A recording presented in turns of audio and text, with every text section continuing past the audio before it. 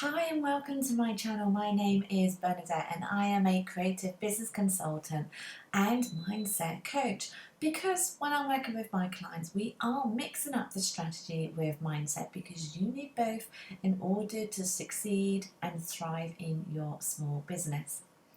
What I'm going to be talking to you today about is 7 easy ways that you can stop procrastinating in your business in order that you can scale and grow and move upwards, which of course is what we all want to do. I find that when I'm working with my clients one-to-one, there are so many things that come up again and again and again. And as a result of this, when I'm working with them, we go in quite deep on these issues. We find out what is blocking them, what is stopping them from moving forward. But what I have done for you is that I have come up with 7 easy ways that you can stop procrastinating.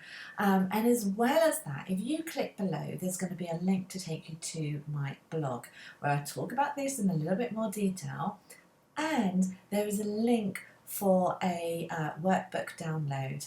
In this workbook, there are a number of exercises for you to do to help you recognize why is it that you're procrastinating and how can you stop that moving forward so that you can be more strategic in your business. So feel free to watch this video, but you can also click below to take you to my blog and get that freebie and let me know how you get on. As always, if you can hit subscribe, I would really appreciate it, and leave me any comments. Let me know, is procrastination an issue for you? So I find that for entrepreneurs in general, time management is problematic. It's something that they struggle with. I know that when my husband had a spell of working for himself, and he did struggle with this, because when you have been working in a corporate career, when you're doing a 9 to 5 and your day has a structure, you know what you're doing, and you don't have to sway from your department, you're staying in your lane. When you start a business, that all completely changes. There's nobody to tell you what time you have to start work. There's nobody to tell you when you clock off. There's no one to tell you what to do. It is all down to you. That it can be quite difficult for people coming from the corporate career and then suddenly realising that they choose what they're doing. And so it's no surprise that this is something that so many people struggle with, understanding when a task is urgent versus one that might be, easy to do, but isn't actually going to be moving their business forward. So procrastination can definitely be a real issue for business owners who frequently find themselves avoiding doing the work. I know this is definitely an issue for lots of my clients. So in a nutshell, what does procrastination even mean? It means, in simple terms, avoiding or delaying doing a set of tasks or an individual task. That, in a nutshell, is what procrastination is. So why? Why does that happen? I feel that there's a number of reasons why some people might procrastinate. One is that it's a task outside of your zone of genius. So I'm going to talk a little bit about this today, but also you can head on over to my blog where I've got a longer article. So it's a task that you just don't want to do it. It's not in your zone of genius, you don't enjoy it, and if anything, it might be in your zone of incompetence. Now, in some cases, even if it's in our zone of incompetence, we still need to do an element of it, like our tax return. We can hire an accountant, we can hire a bookkeeper, but we still need to gather that information. We still need to check it and sign it. It's our business, it's our responsibility. But sometimes it's a task that can be outsourced, it can be delegated, or it can be ditched altogether. It is not vital for your business. So definitely zone of genius is one of the reasons why procrastination happens. The second reason is that you're unrealistic with the actions that specific goals need. This is very, very common. Excuse me as I take some water. So I see this all the time. Entrepreneurs will set themselves a goal, a task if you will, But then they don't know how to make it happen. They've written it down and it's okay, what next? Every task must be broken down into tangible chunks in order for it to be achievable. If you get stuck on that, what I'll do is I'll include a link down below to my 90-day planner, which is a workbook that will help you actually map out your goals over the next 90 days. So I will include a link for that down below for you if that's helpful.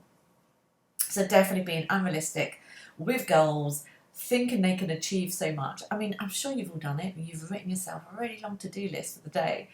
And then don't realise that, some of those tasks are going to take you hours, not 30 minutes to do. This is why time blocking can be really helpful, actually. So I'm not talking about that so much today, but when you are time blocking, you're being a bit more intentional with the time that you're going to set aside to do individual tasks.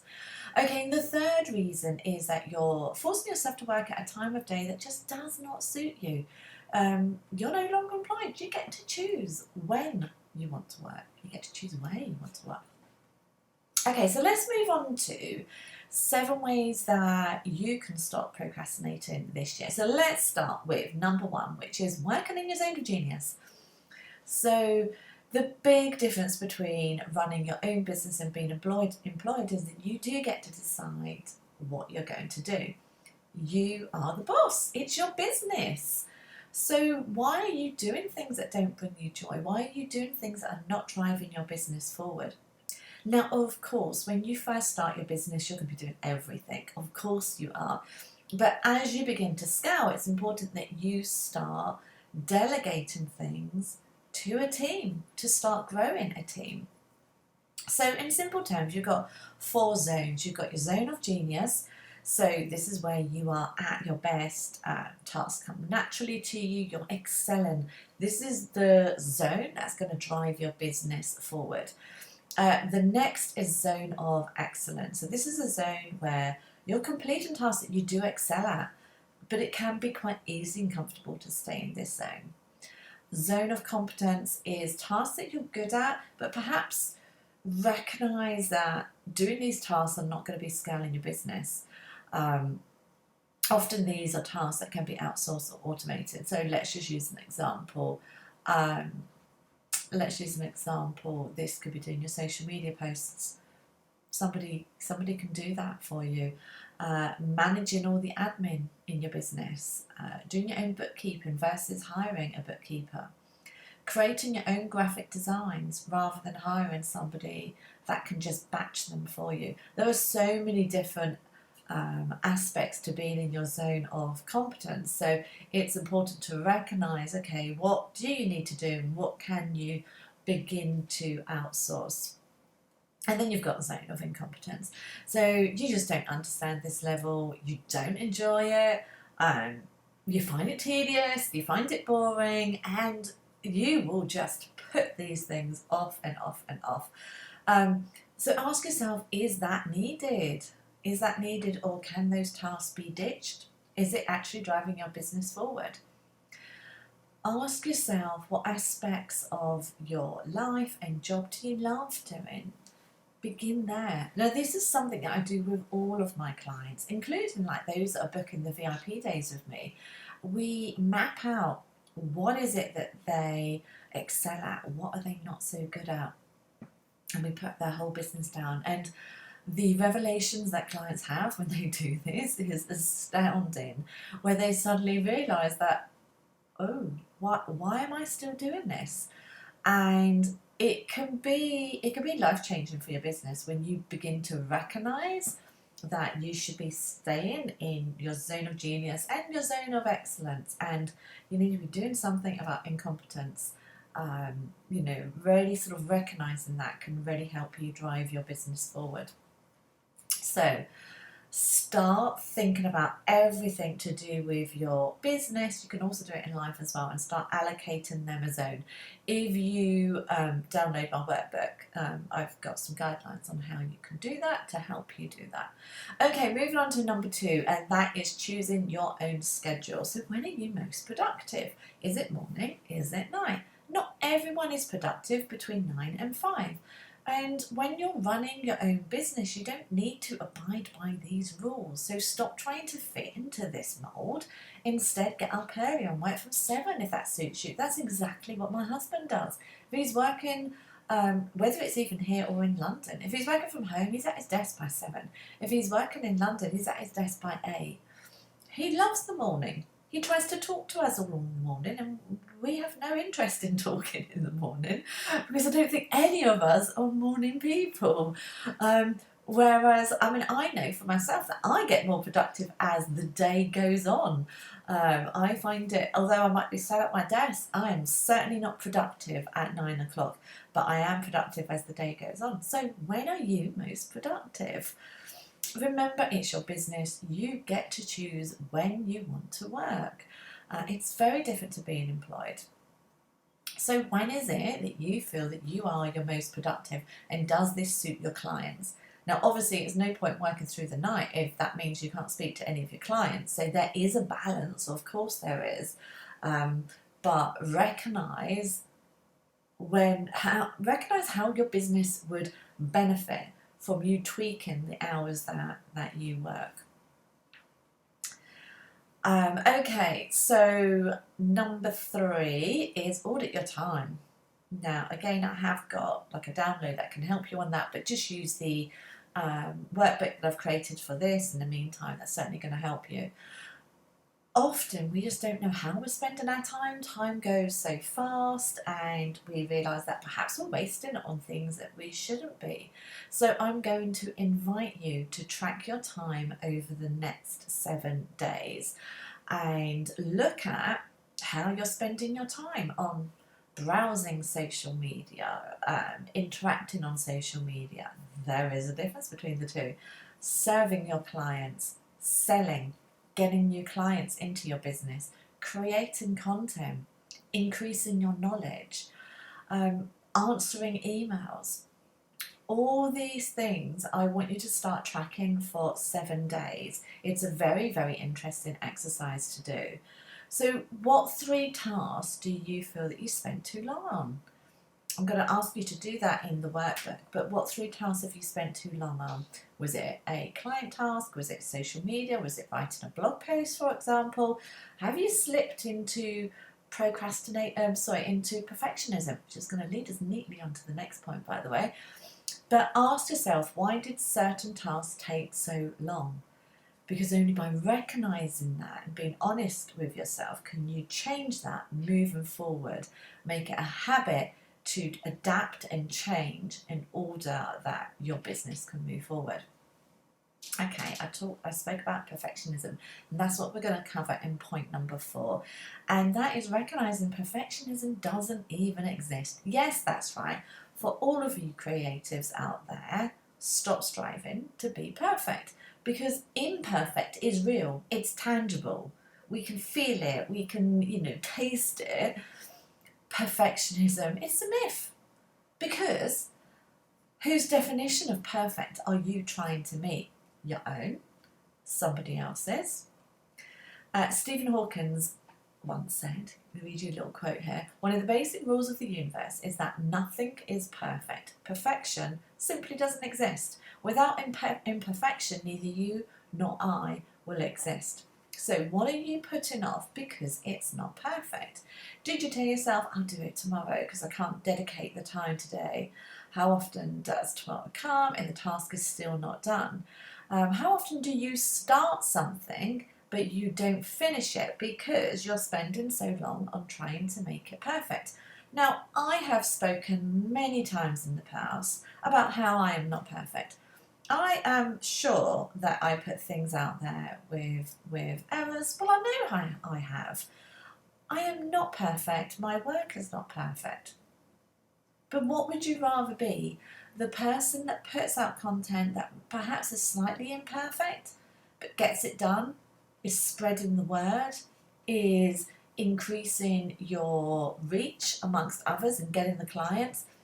Or would you rather be the person that is trying to make it perfect, but instead never gets it done?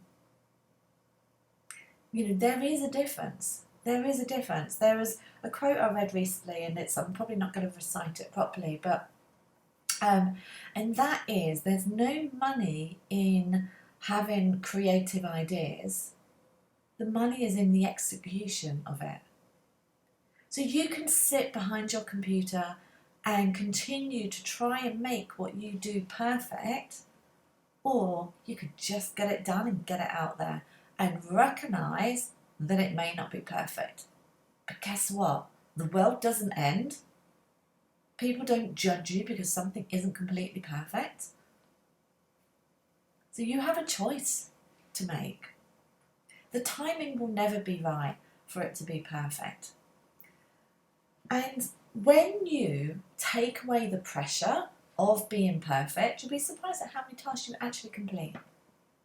When you remove that pressure of not being able to do anything unless it is perfect, it gives more meaning to your life. More projects will go live. It gives you more chance to make money.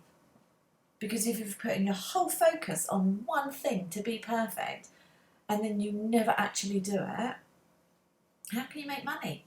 I remember speaking to one of my members recently, and she was talking to me about how she created a course in 2020. And I said, well, why has it not gone live yet? She said, oh, I still need to tweak it. She'd written all of the content, she'd created all of the course notes, she'd recorded all of the tuition. The website was there, everything was ready, but she was still tweaking and adapting. 3 years later, it still hadn't been done. Just imagine if she had launched that in 2020, how many sales could she have made in that time? How much money could she have made in that time instead of sitting on it and trying to make it perfect? I had this with another client actually. We were working together in 2020. In fact, we're working together now because quite often my clients do come back to me. And COVID had just hit, and we were looking at ways that he could make some additional money when the wedding industry had been shut down. And then we realised he had so many things that he'd started but hadn't launched. Courses and workshops and elements that were passive, that he could just get out there and start earning money, and he did. But they were just sitting there on the desk because he'd started something and then wasn't quite happy, so then went on to the next thing. So don't do that. Stop trying to be perfect and just get it out there. It's okay if it's imperfect. We love imperfect. We thrive on imperfect. Imperfect brings you sales. Anything that's perfect pretty much doesn't, because it is never going to be perfect in the first place. Okay, 5 is understanding your subconscious mind. So your subconscious mind, also known as your unconscious mind, is always working in the background. It contains everything that we have experienced. It's keeping us nice and safe and warm and comfortable. Following the same path. We know what we're doing along that path. We've been on that path before. We know where the trees are. We know where it makes sharp bends. We know it. We're comfortable on there. We don't want to take another path. The minute we start taking a new path, that's when your subconscious mind will start making you feel uncomfortable and at times fearful. So what do? Well, we won't do that. We'll go back to the path that we know. It's nice on there. It's familiar. We feel safe. So next time you experience fear over a task, a project, and you find yourself procrastinating, ask yourself what is holding you back. Recognise the mistruths that you're telling yourself and flip them. I really must find a much nicer way to describe this, but I always say to my clients, flip the negative into a positive. My clients will never hire me. Flip it to, there's an abundance of clients that love and value me. My clients will never pay a higher fee. My ideal paying clients appreciate what I do and will pay the fee that I am charging with gratitude. So everything you do, flip it into a positive. in essence, what you're doing is you're retraining your brain. Because it becomes a habit, your subconscious mind, it becomes a habit telling yourself all these mistruths and kind of leading you back to that safe path where you know what you're doing. To do something, when you're up leveling, you have to sway from that path. You have to go on a journey you haven't gone on before. You have to experience things you haven't done before. And you have to recognise that your subconscious will be trying to stop you. You know, don't go live, everyone's going to laugh at you. Don't do that, you're too old. Don't do this, you're not good enough. Every time we get those little mistruths, you need to recognise that's what it is and flip it. I promise you it becomes easier. It doesn't ever go away, but it does become easier to flip it in your head. So when you're feeling pretty rubbish one day, why am I feeling rubbish? What's made me feel like that? And flip it into a positive instead. Okay, number 6 is embracing habits for success. So again, habits are triggered in our subconscious. So if you want to develop habits that are going to help you, that are going to help you scale your business, then focus on the habits that help eliminate those small decisions each day. So have a plan of what you will do and when. You have good habits and bad habits. So good habits is brushing your teeth twice a day. We all know that's a good habit to do. A bad habit would be not brushing your teeth every day. We know that. Brushing our teeth has become a habit. Now, good habits are hard to form. Just using the teeth analogy, do you remember being a child and kicking and screaming at having to brush your teeth? I mean, I remember that with my own children. They don't want to brush their teeth, do they? It's boring. But when you get into the habit, it just becomes ingrained into daily life. All habits are learned and all habits can be unlearned. In other words, replace the bad habits with a good habit. So what bad habits can you release this year? So for example, just use one example. Let's say you spend too much time just scrolling TikTok or Instagram on your phone in the morning. What could you do instead? Could you say to yourself that you are going to listen to a podcast instead? Could you say to yourself that instead of just browsing, that you're actually going to start up conversations with people on social media instead? People that who could be your ideal clients or could bring you your ideal clients. Habits that will really help you scale your business every day are things like journaling every day, affirmations every day, either reading, increasing your knowledge. So that could be podcasts, that could be live videos, it could be reading business books, anything like that. Things like that are brilliant habits to do every day. That's going to help you scale and grow your business. Sitting there with your feet up looking at TikTok is a bad habit. That's not going to grow your business. So think about your habits every single day and ask yourself, are these the habits of a successful business owner? Okay, the last is a concise goal setting with a strategy to match. So take your business goals and then what you're going to do is create smart marketing objectives to help you meet them. So as an example, you want to grow your email list to 5,000 by the end of the year. You want to increase traffic to your website by 50% by 31st of August. So you're giving yourself an objective, but you're giving yourself, you're using the smart objective to make it happen. So you're setting yourself a goal. It's tangible. Growing your email list is kind of vague. Growing your email list to 5,000 is specific. Increasing traffic to your website is vague. Increasing traffic by 50% is specific. So with your goals, try to be specific with how you are creating them. So what activities do you need to put in place to achieve these marketing goals? So this could be campaigns, it could be launches, funnels, SEO, content planning, social media planning, PR. What do you need to do to make those goals happen?